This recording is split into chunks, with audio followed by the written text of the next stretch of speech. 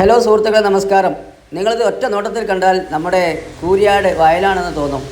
വയലല്ല കേട്ടോ, ഇത് നമ്മുടെ കുളപ്പുറത്ത് നിന്ന് എയർപോർട്ട് റോഡിലേക്ക് പോകുമ്പോൾ 1.5 കിലോമീറ്റർ യാത്ര ചെയ്താൽ ഇതുപോലൊരു വെള്ളക്കെട്ട് നിങ്ങൾക്ക് കാണാൻ സാധിക്കും. ഈ എയർപോർട്ട് റോഡ് വർഷങ്ങൾക്ക് മുമ്പ് വന്നിട്ടുള്ളതാണ്.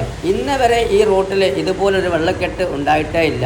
പക്ഷേ ഇപ്പോൾ ഇതിന് കാരണം എന്തെന്ന് വെച്ചാൽ റോഡിൻ്റെ ഇരുവിത്തുകളും നമ്മുടെ സ്വകാര്യ വ്യക്തികൾ കെട്ടുന്നതിനാലാണ് റോഡിൽ വെള്ളം നിൽക്കുന്നത്. അതേ ഒരു അവസ്ഥ തന്നെയാണ് ഈ ഒരു റോഡിലും സംഭവിച്ചിട്ടുള്ളത്. ഇന്ന് രാവിലെ മുതൽ സോഷ്യൽ മീഡിയയിൽ വീഡിയോ പ്രചരിക്കുന്നുണ്ട്. എന്താണ് ഇതിൻ്റെ കാരണമെന്ന് ആരും പറയുന്നില്ല.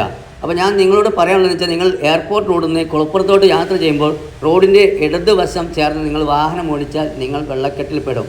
ഏകദേശം 1.5 അടി ഉയരത്തിൽ വെള്ളം കെട്ടിക്കിടപ്പുണ്ട്. അപ്പോൾ ശ്രദ്ധിക്കുക. പിന്നെ രാവിലെ മുതലേ ഇവിടെ വളരെ യാത്രാ ക്ലേശം അനുഭവിക്കുന്നുണ്ട്. റോഡെല്ലാം ബ്ലോക്കായിരുന്നു. അപ്പോൾ പല ആളുകളും വീഡിയോസ് വിട്ടു. പക്ഷേ ഈ വെള്ളക്കെട്ട് എന്തുകൊണ്ട് ഇവിടെ വന്നെന്നുള്ളത് ഇവരാരും തുറന്നു പറയാത്തത് എന്താണെന്നുള്ളത് എനിക്ക് മനസ്സിലാവുന്നില്ല. അപ്പോൾ ഇതാണ് ഇതിൻ്റെ